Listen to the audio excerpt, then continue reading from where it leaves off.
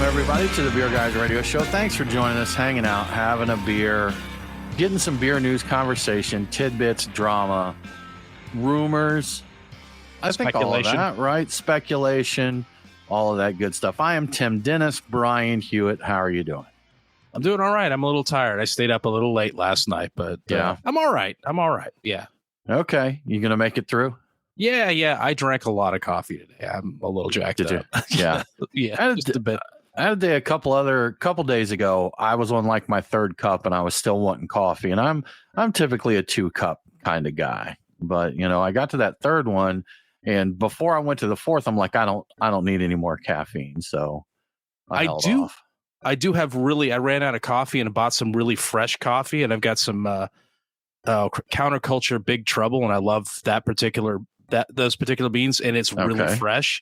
And so it's awesome to drink. Honestly, it's I want to drink more of it, not even because I'm tired, just because it tastes so dang good. So I love fresh coffee, and I've got some, and it's wonderful, Tim. It's wonderful. Just more and more and more coffee, all the caffeine.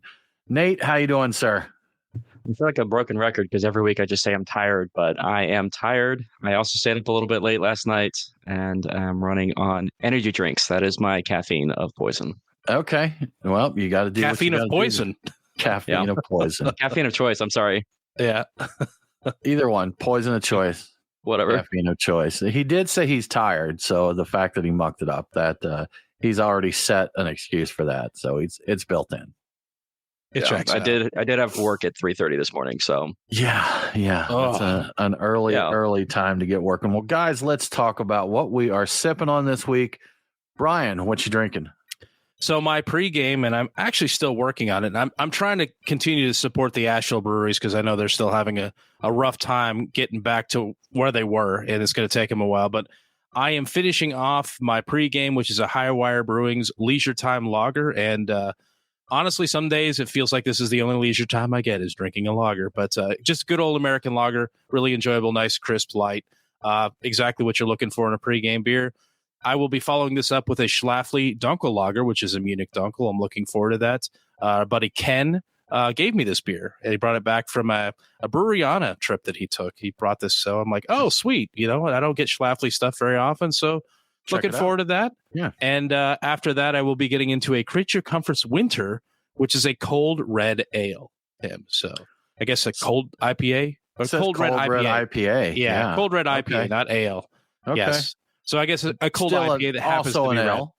Also both of those things are true. Yeah. Okay. So that is what I'm having, Tim. Good stuff. Nate, what you getting into? So starting off from Hop Butcher, I'm drinking their Lord Galactopus, which is a Mosaic Galaxy hopped double New England IPA. Really tasty. It's got some really nice citrus fruit flavors in it. And then for dessert from Monday Night Brewing, and I'm rocking their t-shirt tonight, I've got the 7 Deadly Stouts release from a couple years ago, and this is a beer that I just always enjoy cracking open because it is big, it's boozy, it's got 7 different spirit barrel-aged beers blended together for flavor, and it's just a really incredible, nice beer. Is that the OG release? Or? Nope, this is version 2, so this came out in just about 2 years ago to the month. All right, very cool. Well, guys, I got a care package this week, so I'm sipping through. I got some brews from Blue Point and Montauk. And I figured I'm close enough to October to get this one out of the way. So I've got a Blue Point Oktoberfest that I'm sipping on here. I figure I can squeeze one more. Does seasonal creep apply the other direction? It's seasonal lag, Tim. It's seasonal lag. Yeah. Oh, good point. It lags on. That's been the my old term for creepy it. Lag there. I like to fight back against the creep with lag. I still have a couple of cans of Summerfest, and I'm definitely going to be drinking those in this month and next. just to be difficult. Tim, it's seasonal creep for next year, so you are 11 months out. Way ahead. If we're gonna, Oktoberfest. Right. If you're going to do seasonal creep, do it right, man. Yeah. Do it right. Admit. Well, good stuff, guys. Awesome. Well, we've got a little, we call them extracurriculars, stuff that may not be exactly beer related, but craft beer adjacent, things that may interest craft beer drinkers. So absinthe and root beer. What is that all about? Yeah, it's something I came across online. I don't know if I shared it on social media, but I saw it there. And I guess the official term for it is by the creator, the root of all evil. But yeah, it's a combination that sounds weird, but tastes unexpectedly good, which is a phrase I kept running into it as I was Googling to find out what the heck it was all about. Yeah, it was officially invented by St. George Spirits back in 2007, and it's pretty straightforward. It's 1 ounce of absinthe. The official recipe calls for a St. George absinthe vert, which I guess that's green, right? In French. And 2 to 3 ounces of root beer. And you should make sure you get a good root beer. This is going to be key. You pour the absinthe into a glass filled with ice, and you top it off with your good quality root beer. You let the absinthe loosh, I think is how you pronounce it. It turns milky. Like if you've ever dropped water into absinthe, it gets opalescent. So it does that same kind of thing in the root beer. It turns a little gray. It looks like you might have poured a little creamer in it. And but if you're in a hurry, you can always stir it a little bit and get it cloudy that way. If you got to get your ratios right. If you don't have enough absinthe in it, it will not loosh. I think it's great. I think it really is unexpectedly good. It got me thinking, maybe root beer would work as a mixer for other things, some Amaros or something like that. Maybe they would work well because I don't drink a lot of root beer. I like it. I just don't. And it's interesting to think of it as a mixer. So I've never done that. Have you guys tried this yet? I know I brought it up before to both of you. No. But I could see that if you dig, absinthe and that, I could see the herbal qualities of that playing well with root beer. If kind of herbal and anisey, and it does actually do a pretty good job. I finished off a really old bottle of absinthe because I don't drink absinthe very often either. But I just happen to have a few laying around. But it works. It's surprisingly good. Okay. Yeah. It really works. Yeah, believe it or not. Yeah, loosh. That's a new word for me for sure. So that sounds. Is it a fancy cocktail term, Brian? I have only ever heard it used in reference to absinthe. I don't know why. I think absinthe is the only spirit I've ever seen that actually does that weird color changing thing when you add water to it. And I think that's what it is. Like if part of the reason they drip the little cold water into it is because it becomes, like I said, the opalescent, like the inside of a seashell. Like it's very interesting. That's why I think it's part of the reason they call it the green fairy. So, okay. I don't know exactly what causes it. I have never looked into it, but loosh is something just is mentioned every time you get into anything that's very serious about absinthe and drinking it and savoring it and that sort of thing. Well, Google says the definition of that is disreputable or sordid in a rakish or appealing way. And then further information, it says it describes something of questionable taste or morality. Sounds about right. So there you go. Yeah. So that seems like it could fit there. I think I copied the word directly from the website that had the official recipe for it. So okay. I wonder how that got attached to that. We'll have to look up some word history there. Maybe like French slang or something like that. I'm assuming it's a French word. I don't know. Yeah. Okay. Do you remember the YouTube channel that used to be around a long time ago called Hot for Words? Yes, I do remember Hot for Words. I bet Nate doesn't. Nate's probably too young to remember that. I don't know that one. That was early YouTube stuff, but it was I guess Russian or Ukrainian girl, very, very pretty blonde, and she took suggestions on strange words and kind of told the origins of them and that. And she was around for a while. Yeah, popular channel there for a minute back. I guess Jenna Marbles days and Hot for Words. That's got to be over a decade ago, maybe more. Easily. Yeah. Easily. Yeah. Oh, yeah. Like 15 years ago? That's crazy long time ago now that you mention it. Historical internet there. Good stuff. I wonder what happened to Hot for Words. To Hot for Words. Yeah. Yeah. Yeah. Well, Brian, we like to drink as humans. It's something that humans do. But apparently it's not only humans out there that enjoy the occasional alcoholic beverage. Yeah, according to a study called The Evolutionary Ecology of Ethanol, humans are not the only ones on the planet who enjoy ethanol or alcohol in general. It turns out there's an abundance of flowering plants that produce fruit and nectar, and an abundance of wild yeast that can ferment it, which means there's a lot of random alcohol out there being made all the time. It's much more abundant than the people that study these things thought previously. Most of the animals that eat these sugary fruits are going to be exposed to some level of ethanol. It's just completely unavoidable due to the nature of these things. For some species, they seem to actively seek it out. The article I read specifically mentioned vinegar flies who have evolved to metabolize ethanol very efficiently, and they prefer to lay their eggs in fermenting fruit. So they will drop off their eggs in booze, basically. So that's a good way to get started. You know, if humans do that, then like child services is called. So exactly.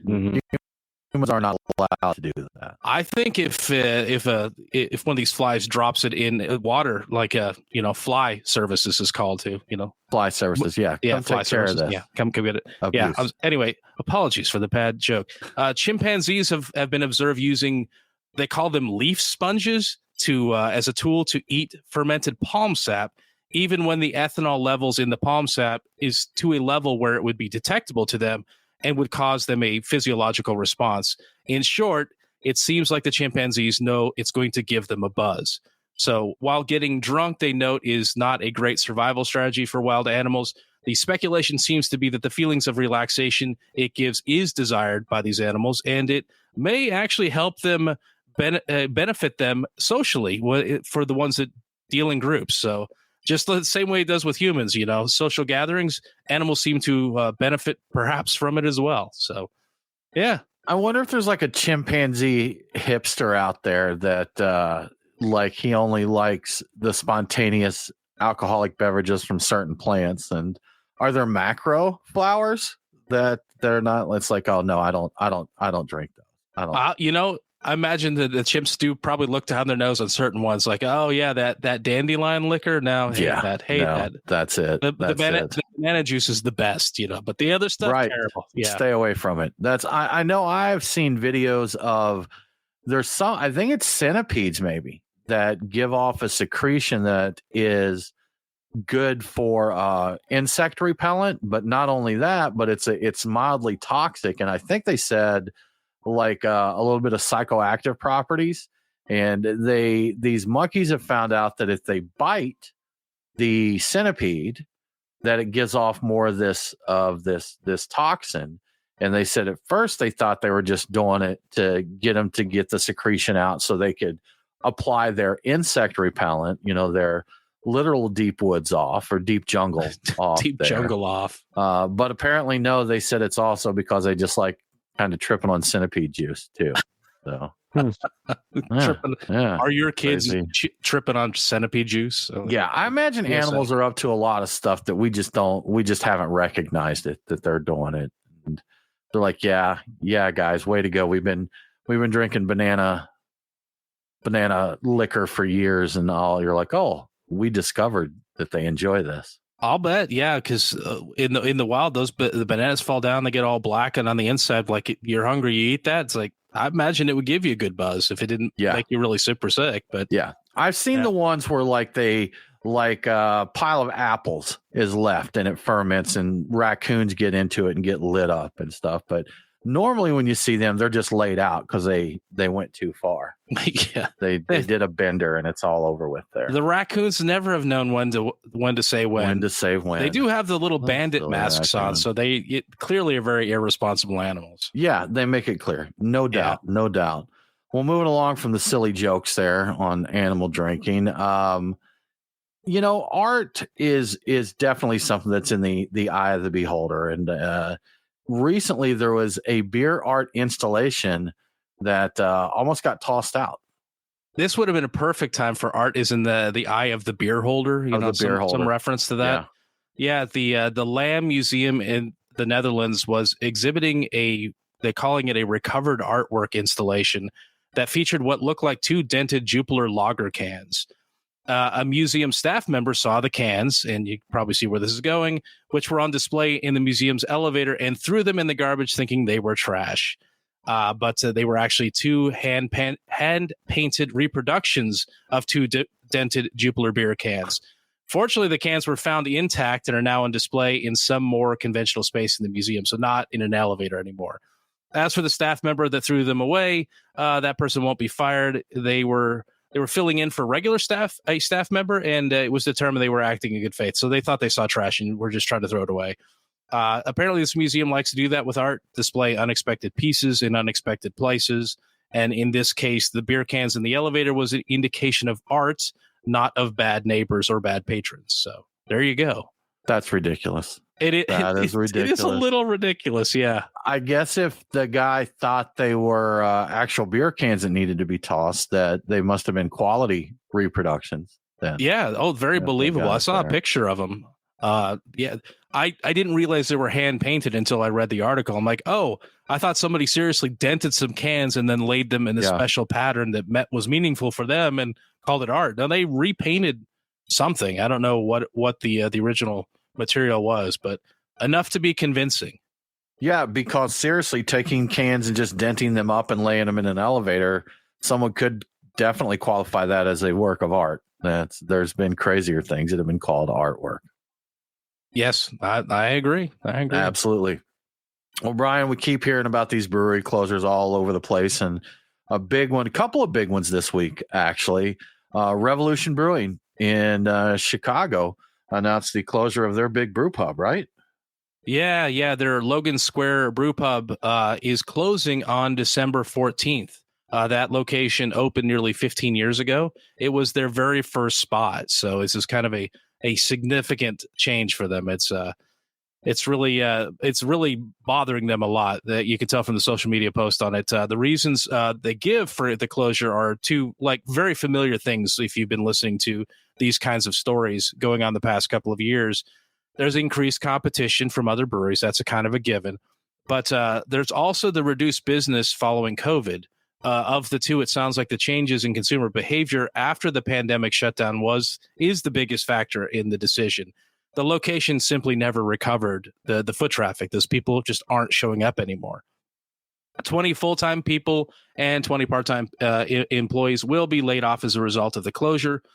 Revolution will continue to operate the production brewery and tap room on Kedzie Avenue, and I think the article mentioned that they bought the property, so they're not likely going anywhere, but they are consolidating. So you don't have to worry about them. I don't think they own their spot and they should be good for the foreseeable future. But you have a little over a month left if you would like to visit the original location. For anybody who has got nostalgia for that, I've never been, and unfortunately, it looks like I will. But yeah, it's beers sad, are good though. Nonetheless. Yeah, the ones I've had have been great. Yeah, do some good stuff. Yeah, and then one a little closer to home here, Brian, Asheville, that, as we all know, really took a pounding with a hurricane that came through here recently. And this one's kind of surprised to me. I kind of thought they were a staple, but Wicked Weed closes their Funkatorium, and with a big question mark on it that says temporarily, but I had heard indefinitely. So I guess those can be interpreted different ways. Yeah. So as I read into the article, it's kind of unclear what the future is really going to be. But yeah, they were in the process of reopening that spot after Tropical Storm Helene, but they abruptly canceled their plans to reopen. I want to say it was earlier this week or maybe the tail end of last week. But yeah, an estimated 30 to 40 employees were told they were laid off effective immediately as a result. And I think we'd been there maybe a long time ago. They actually added a restaurant and all that stuff to it. So it was a pretty big thing. Apparently there are still plans to reopen the Funkatorium at some point in the future because the staff that were let go were told they could reapply for their jobs when it reopens. But there's no information as to when that might happen. So the indefinitely is very relevant here.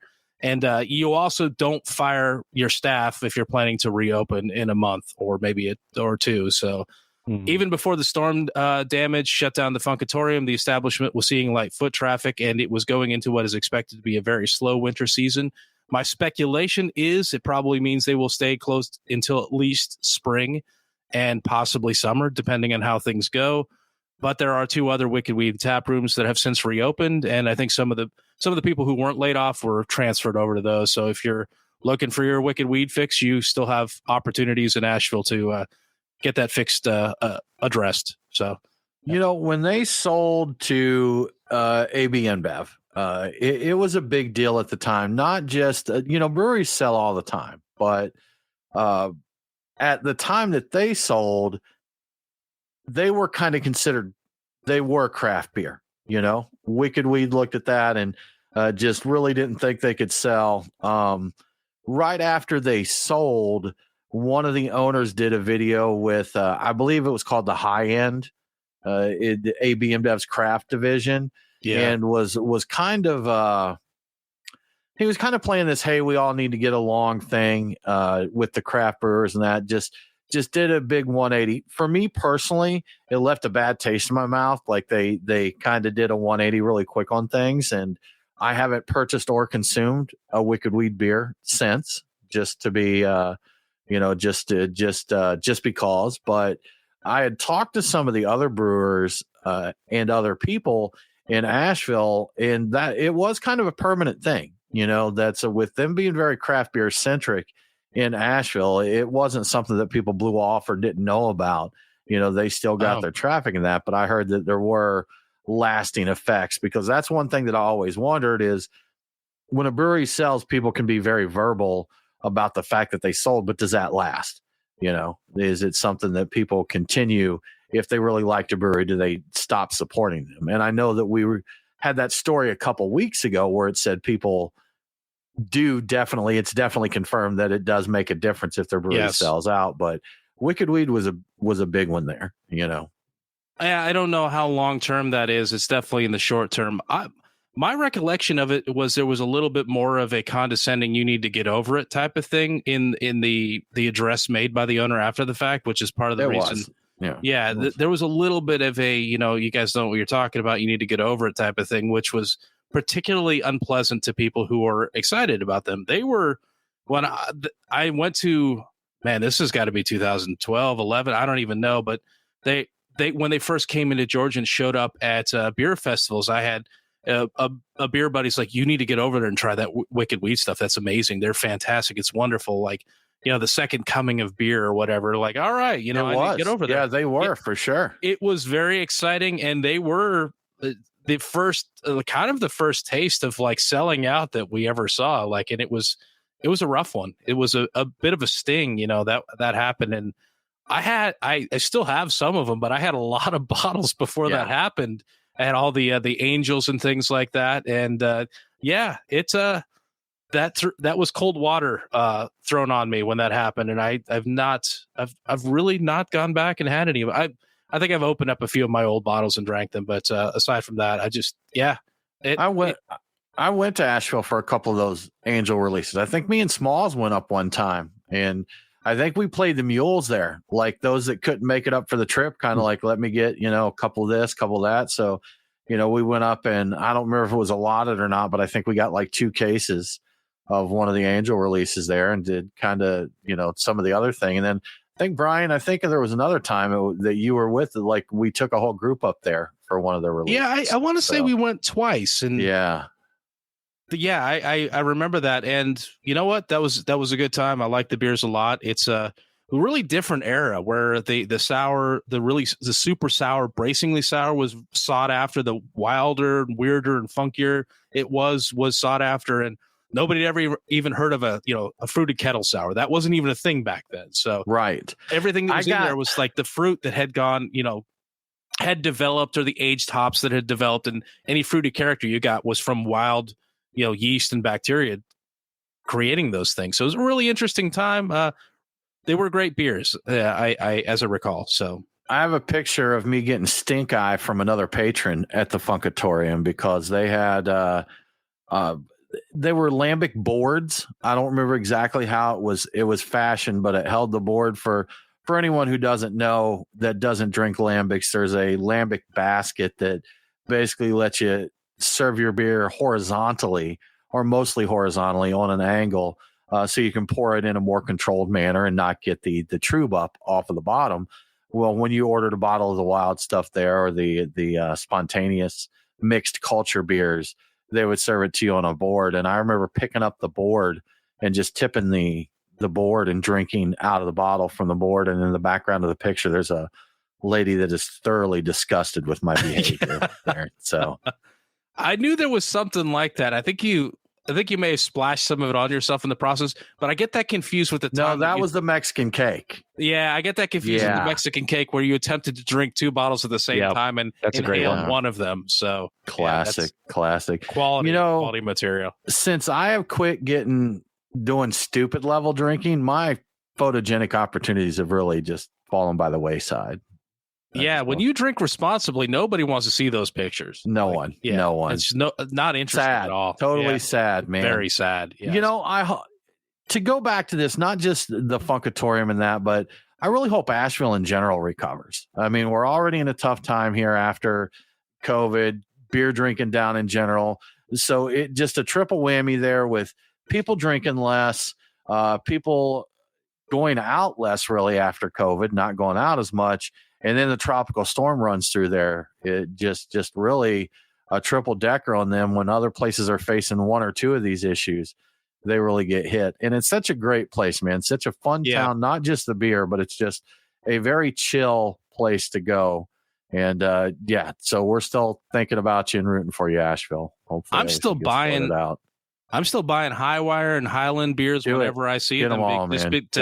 Just to help them out. I know they're having issues. We don't get a lot of the stuff down here, but we get some of it. And I know both of those, especially Highwire, I think has had some real trouble. So when I can find it, it's what I can find. I do drink, and I encourage other people to, drink a little bit of it, help them out, keep them going. So we should see which of the breweries there ship. I think Burial, maybe. Can anybody verify that? But maybe we get us some of their skillet donut out there. If they ship some of it down here as a kind of a rescue skillet donut, I'll buy up every bit of it. I love that stuff. That's rescue donut. Yeah, exactly. And keep an eye out at your local breweries now. I'm forgetting the name. I should have looked it up, but the thought just came into my head. I saw Variant did one. There is the beer that brewers are doing for the Asheville Relief.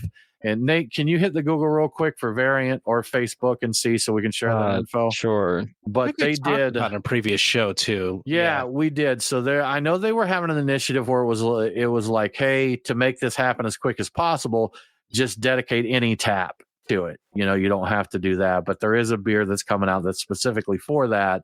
And I know the first brewery that I've seen in our area that's actually done it is Variant, but I believe others are doing the same on that. So keep an eye out for that beer. Yeah. On an aside, Dissolver, this isn't actually in our list of articles for tonight, but Dissolver launches a collaboration beer to support Asheville's rebranding or rebuilding. I'm sorry. So it's similar to like what Sierra Nevada did after the campfire from a few years ago. It's a nationwide collaboration project based on a hazy IPA recipe where proceeds, the beer is called Higher Calling, and the proceeds will go towards the North Carolina Craft Brewers Fund, which is a 501c3. And then also for Burial, they do deliver directly to Florida, Georgia, Illinois, Kentucky, Maine, Massachusetts, Michigan, North Carolina, New Hampshire, New Jersey, New York, Ohio, Pennsylvania, Vermont, Virginia, and Washington, D.C. There you go. Okay, get your burial bills, help them out. And Higher Calling is the one that Variant did. So it is. It's a Higher Calling. Okay. So I think that they had it set up so they were just saying, designate a tap, and like $1 a beer or something like that, like some number of the proceeds to participate in it. Send that. So you have a tap of any of your beers that you're serving. So you don't have to brew. You don't have to brew a new one. You can just do whatever you have and just donate some amount of the proceeds from that. So I haven't come across. I can't say I've been to all the breweries recently, so I haven't come across one yet. But I hear Variant's making a special beer for it. I would definitely drink one of those, off of whatever tap it is. So yeah, you want to get a beer moving quick, put that on it. I'll come in and drink some of it. Brian's there for you. Yeah, good stuff. I'm there to help you out. Before we move along, how about we give a shout out to our amazing sponsors, Truck and Tap? Yeah. So from one day to the next, I can't be sure what to expect with this weather. It's been weird. Will it be warm and sunny? Sometimes it is. T-shirt and patio weather. Will it be cool, dark, jacket weather? Because those cooler days have me, reaching for different beers than the warm, sunny ones. And I had straight up fog that you couldn't even see 5 feet through a couple days ago. The great thing about Truck and Tap is they have 20 beers on tap to choose from. So whatever the weather, whatever your mood, they'll have a beer that will fit the bill. And sticking to my theme of not being able to pick a beer theme, here are my beer picks for the week at Truck and Tap Woodstock. My pick is Creature Comfort's Whale Fall IPA. It's a bold, herbal, and citrusy IPA. And if that's not enough reason for you to get a pour, and it might not be, I don't know, depending on what you think about IPAs, a portion of the proceeds go to the Berkeley Hainan Environmental Foundation, which has a focus on protecting marine environments. So you'll feel good about the beer you're drinking. At the Duluth location, I'm going with Reformation Cadence, which is a Belgian double. It's been a while since I've had a Belgian double, and on these cooler, darker days like today, the style sounds really appealing. Also, ordering a Reformation beer from Truck and Tap in November helps them raise funds for their November charity drive. And I think that's all locations, but you might have to check that on their website. At Truck and Tap Alpharetta, I'm going with another Belgian-style beer. This time it's Avery's White Rascal, which is an unfiltered wit beer made with coriander and curacao orange peels, because why not? Haven't had a wit beer in a long time, so I'm down for that. And finally, at the Lawrenceville location, I can't pass up Three Taverns Sour Asylum Sappurus, which is hard to say. As you can probably tell from the name, it's a fruited sour ale, and it happens to be my favorite Sour Asylum beer. It's made with passion fruit and guava, and of course, lactose, because it has to be. It gets a pass, though. It's such a great beer. I really love this one. I haven't had one in probably over a year, maybe longer. If you'd like to make some of your own picks or plan out your next visit to Truck and Tap, visit truckandtap.com. That's where you'll find out what's pouring at each location, what food trucks will be there when you visit, and what events will be happen, and just all sorts of other useful and interesting information. That's truckandtap.com, and thank you to Truck and Tap for your support. Thank you, Truck and Tap. We appreciate it. Brian, you mentioned a beer called Whale Fall. Are you familiar with the term whale fall? No, I don't know what that means. So a whale fall is when a whale dies and falls to the bottom of the ocean floor, and the ecosystem support that it gives with that huge carcass being on the bottom of the ocean floor. And there's a lot of focus on taking care of the ecosystems because of how important this is to happen, because it can provide nourishment and food and other enrichment to the area for decades, literally. So, they said it can be a food source for years. And then, some of the animals that like attach to rocks and bones and that come in and create another, part of that environment. There's, look, I should say, might be telling, but I have been watching a bunch of YouTube documentaries lately on various marine life things. On whales. So okay. Recent education on that. But yeah, so it's like a really big thing. There's a lot of those deep sea dwelling sea creatures that they don't get much food. And there's another, I forget what it's called. It's something snow or something like that, but it's honestly like food particulate and waste matter from the animals higher up in the water level that feed these bottom dwellers in the deep sea. But a whale fall is a very important thing and very beneficial to marine life. So there you go, man. There you go. I had no idea. I should have looked it up because I thought it was a really unusual name, and that it just didn't occur to me to look into it, because usually it seems like Creature Comforts, they give a lot of thought to everything they do in beer. So obviously the name probably has some deeper, more interesting meaning, especially if it's a charity beer. So okay, that's really cool. I had no idea. But beers also just get random weird names, so there's just no telling if it's something meaningful or if there's a deeper, something just a random name they pick out. I knew a beer named Gas Can Viking Helmet at one time, and it was literally named because those were the first two items the brewers saw when they made the beer. Sure, there's not some deeper meaning. That's it, man. Right on the surface there. Right on the surface there. Well, Brian, moving along with our news info, taxes, brewers and taxes, man, everywhere. And not just American brewers that face that, but the French craft brewers are having a little tax issue right now. Yeah, we've seen French, the beer industry in France, like showing up in the news a fair amount recently, which is interesting. But and the latest information, I found out that France's latest budget, which was currently being debated by their parliament, includes proposals to increase taxes on alcoholic beverages and sweetened drinks. And brewers are kind of worried about it. The proposals would specifically target gravity or quote unquote sweetened beers. But may end up, depending on whose proposal gets accepted, it may end up hitting beers with any ABV above 5.5%, which isn't very high gravity. Taxes would also apply to any beer found to have more than 20 grams of sugar per liter. So one brewer estimates the additional taxes would add 70 cents per bottle of their lager, or an additional €4.20 to the price of a 6-pack. I did that math just myself. Of course, targeting high gravity beers in general would necessarily help lower ABV macro brands at the expense of craft beer brands, which tend to have higher ABVs. Under the current system and what's happening right now, these kinds of taxes only apply to beverages with an ABV greater than 18%. The funds raised by the taxes would go to reduce the nation's sizable deficit related to Social Security, and proponents also say it will help reduce excessive alcohol consumption, especially among young people who are drawn to sweet, stronger drinks. So their young people are drinking different stuff than our young people, because there are. I don't think that our youth are really into like the super boozy, kind of basically malt liquor kind of stuff that we might have consumed as younger folks.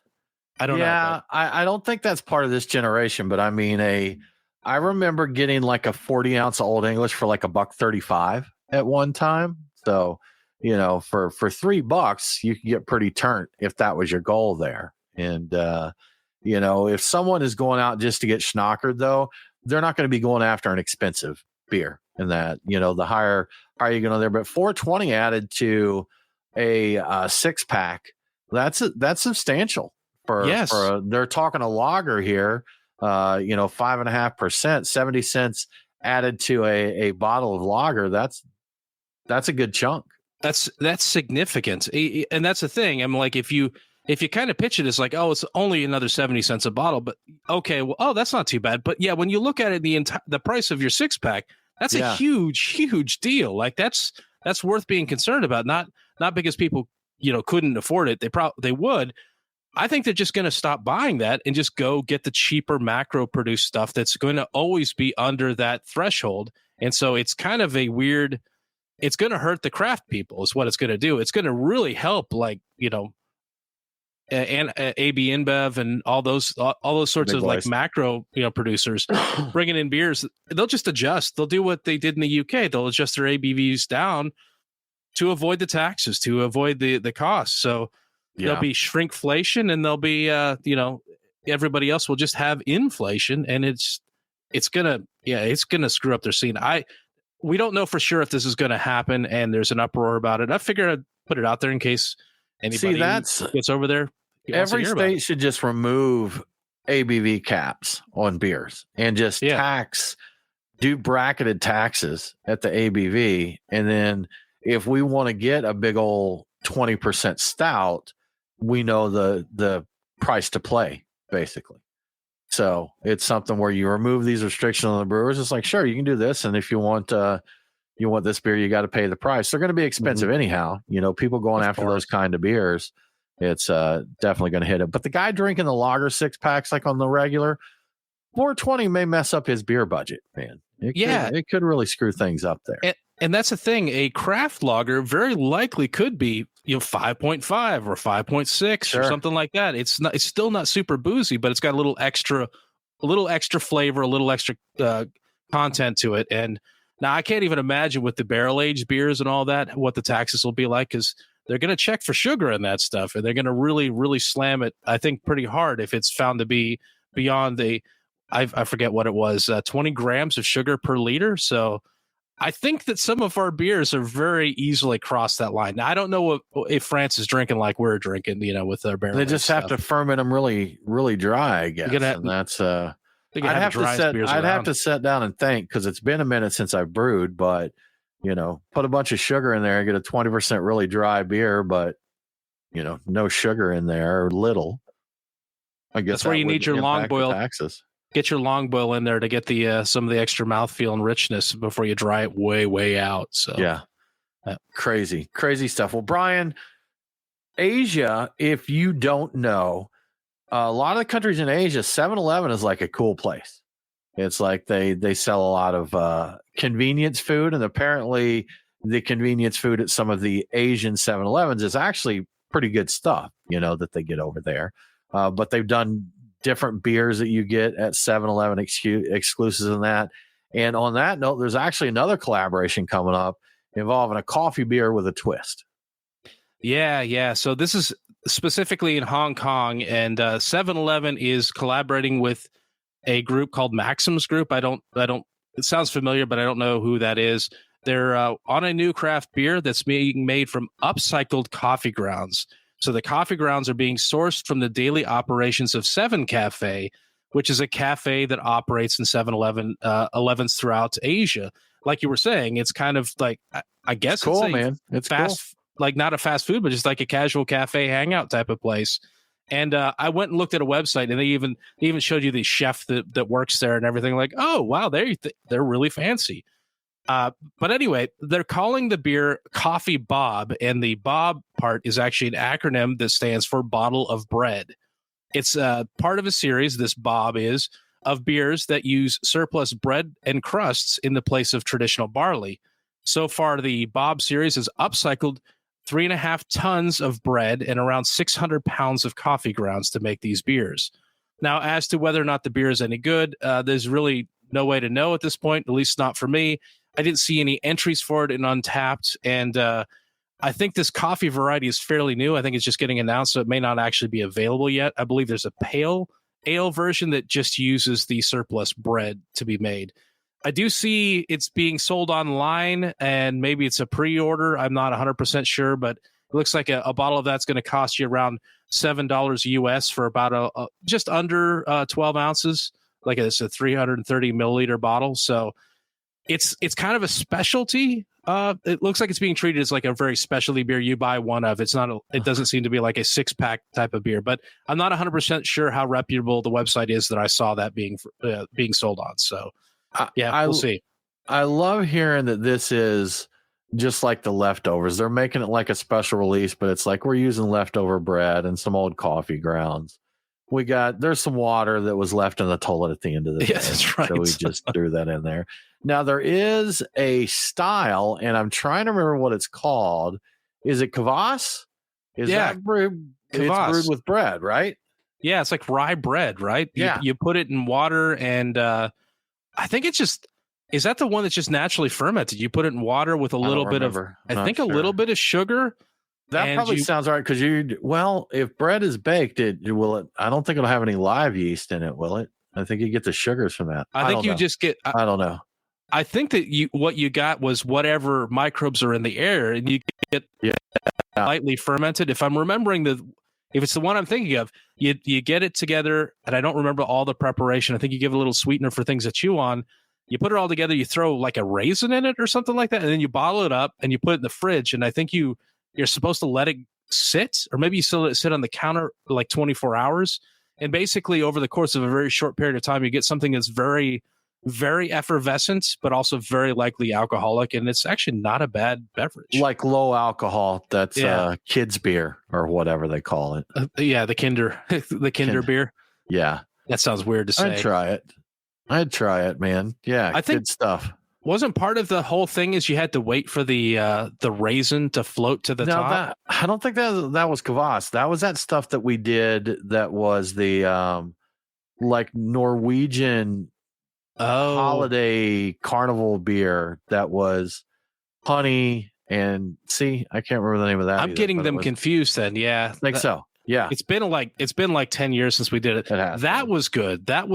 I think that was like within I think it was like within the space of two days at the most. 2 to 3 days. It wasn't long. Yeah. If you did any longer than that, it would actually explode if you tried to open it. Yeah. We were using the old swing top bottles, and I had a few that shot off and hit the ceiling when I opened them up. So yeah, you had to be careful with those. And that, I know that it was supposed to be something that they served at, was it like May Day festivities or something like that? But I think you're right. Yeah. You had that bottle of whatever that low alcohol fermented beverage was called. And then I think they said it was best served with some kind of pastry. And we couldn't get whatever the specific pastry was. So I think we got like donut holes from Dunkin' or something to pair it up. Or was that sometimes we got coffee cake? No, The coffee cake was for the coffee ale from Boulevard. It was, So and that was really good. Yeah. That was a great pairing there. Yeah, man, I missed that. That was It was an almond coffee cake and Boulevard's coffee ale, and an accidental finding that it just happened to be what we had at the time, and they paired so well together. I think we actually made an effort to have that pairing a couple more times, see what we could do. I went out of my way, and that's back in the days of when 750 bottles were, really, really prevalent, really readily available. And I did actually go back and buy all of the 750s of coffee ale I could find. And sadly, my cellar does have a lot of old stuff in it, but sadly, I think we did finally drink up all of those. And at this point in time, because that would have been back 2013, 2014, it probably wouldn't be very good if I had it anyway. But I think long ago. I think they've re-released that a few times. So that and Harvest Dance are the two that I always keep hoping to see from Boulevard. Oh, that was good, man. I miss the seeing the old wheat wines out and stuff. Barley. Yeah. I mean, we still see a good amount of barley wines, but I enjoyed the wheat wines. I think it was Pilgrim's Dole, I think, from New Holland was a wheat wine, if I remember correctly. Yeah, I think you're right. Yeah, and that was always a good one to get a hold of when it came around. I haven't seen that in forever. I actually looked for it earlier this year because I was reminded of it for some reason. I think I crossed paths with a wheat wine recently, and it got me thinking about, hey, this used to be something that you never saw a lot of, but you saw more of than you do now. And I think that once upon a time, I think a lot of breweries were more experimental back in the day. It was more likely you might randomly see somebody make that. And I think now a lot, but just because it's what pays the bills, you're going to find people making lagers. Maybe they get a little experimental with the lagers, and you're going to find them making hazy IPAs or maybe West Coast IPAs. Hazy. Brian, and not a lot else. Yeah. The low alcohol drink that we made was called SEMA. SIMA. Right. SEMA. And it's a Finnish spring mead or Finnish lemon mead that they make it, but I remember it had the lemon honey. It wasn't a ton. I think there's even versions out there that don't even use honey. You just use like sugar. Oh yeah, sugar, lemon, a couple raisins that you look to rise up in the glass, and that was that. I must have come across this recently because I typed it into my browser real quick, and it immediately brought up our recipe from back in the day. Oh, wow. So we used 1.85 gallons of water, 1.1 pounds of honey, 1.1 pounds of brown sugar, 1 lemon, 10 grams of hops. So we actually added hops to this. We hopped it. Okay. Yeah. A quarter of a teaspoon of yeast. So we added yeast to it. We didn't let the wild stuff. We got the raisins and we got the sugar. That is wild. Okay. Yeah. And I remember it being more like a soft drink, kind of. You didn't. I mean, there wasn't a lot of booziness to it. I mean, of course, if you're getting fermentation, there's a little bit of alcohol there, but again, you're waiting 2 or 3 days, and that's it. So, and that's the thing. If you're concerned about it, because it's considered, we wrote down it as a quick mead. If you're thinking mead, oh man, that's going to be a little sweet. It dried out a lot. It did. It was pretty tart, pretty dry and tart. Man, that's you could make that every week as you kind of like with champagne brunch drink, just make it for Sunday and then make your next batch for the next Sunday. Just keep it in the fridge and just be careful when you open it. So yeah, that's good stuff, man. Yeah. I want to do that again. That was fun, man. We dabbled in a lot of various beverages. I remember before we ever started brewing beer, I made prison hooch. And I remember that. I took like an old Hawaiian seed jug and I put a can of fruit cocktail in there and like a couple leftover refrigerator biscuits or hot dog buns and did that. I think I put ketchup in there. They say to put a little ketchup just in case there's anyone's wondering. I mean, actually, when it was all said and done and I let it set for a while, it was truly horrendous. Okay, it was truly bad. Was it alcoholic though? Was there any booze? I don't think I ever tasted it. I knew you did. Well, so for my fermentation control, I put a balloon over the lid of the thing and it inflated the balloon. It didn't like blow it up, but it filled it with air. So there was fermentation, which means there was some alcohol in there. When I finally tasted it, I filtered it through a clean sock like you're supposed to. Of course. And it tasted like bile. Like if you ever get that. So it tasted like bile with unsweetened like pineapple and cherries. So if that is a flavor you enjoy, then I recommend that. I mean, if you're in prison, so maybe add the ketchup after it's done to back sweeten it. That's not a bad idea. Yeah. It's like, this seems like it's a Malort chaser or maybe a mixer for Malort. Like chasing Malort for the worst drink ever. It's kind of like what it was. But yeah, and I imagine that people who may be doing, 20 to life or whatever may have a little more refined process for their prison huge. But my first batch, it was unpleasant. I wonder if there's anybody out there that's making truly fine, like people taste it. Like this toilet wine is marvelous. Like he's got a little cellar set up behind a brick in his cell. He's got vintages and stuff. Yeah, exactly. Yeah. Oh, the 2019. Oh, it was a lovely year. They make the ramen in the bag of potato chips thing that they make there, like that they cook in the bag and they put that out and would you like the 2023 prison hooch there? So that'll be 5 packs of cigarettes. 5. It is the best, and it's very limited, sir. The terroir is very good. It is very good terroir on this terroir. Yeah. Yeah. I mean, there's got to be guys that have dialed it in a little bit to where it's not horrendous, but I don't know who the guy making the best prison wine is. Somebody's just an artiste, and just an artiste, man. Just an artiste. Good loves to kill people. Also loves to make alcohol in a toilet. So that's it. Two things. Everybody's 2 passions in life. Multifaceted. This murderer is indeed. I think that is going to wrap it up for the show this week. We appreciate you as always coming and hanging out with us. If you like what we're doing here, we would love for you to support us on Patreon. Just go to patreon.com/beerguys. We'll get you in the Discord server so you can chat with us about all things beer and not beer. And at the end of the show, we do the after party where we invite all of our Patreon supporters to come hang out with us. We'll send you some cool swag. And most of all, we'll just really appreciate the fact that you did that. But either way, thanks for hanging out. Have a great week. And don't forget to drink local. Cheers.